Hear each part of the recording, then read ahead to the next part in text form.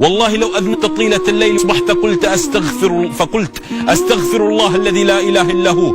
إن الله عز وجل غفور سبحانه، وهو الذي فتح باب التوبة.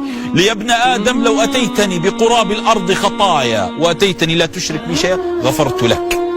لو أتيتني ويا ابن آدم لو بلغت ذنوبك عنان السماء ثم أتيتني لا تشرك بي ثم استغفرتني غفرت لك ولا أبالي.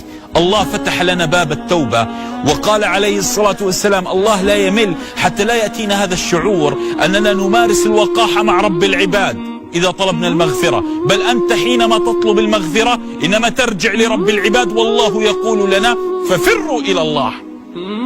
الله يقول لنا ففروا إلى الله. أنا لما أقول يا رب أذنبت في ليلة كذا وفعلت كذا، يا رب اغفر لي، أنا فررت إلى ربي ليغفر لي ذنبي. لهذا الله عز وجل شانه جعل باب التوبة على مصراعيه. متى شئت تستطيع أن تطرق الباب، متى شئت تستطيع أن تقول يا رب أنا أذنبت، حتى لا يأتي لك شعور ذاك الشيطان الذي يقول ألا تستحي من ربك. لأني استحييت من الله طرقت باب الله، لأني استحييت من الله رجوت مغفرة الله، لأني استحييت من الله جئت وقلت يا رب اغفر لي.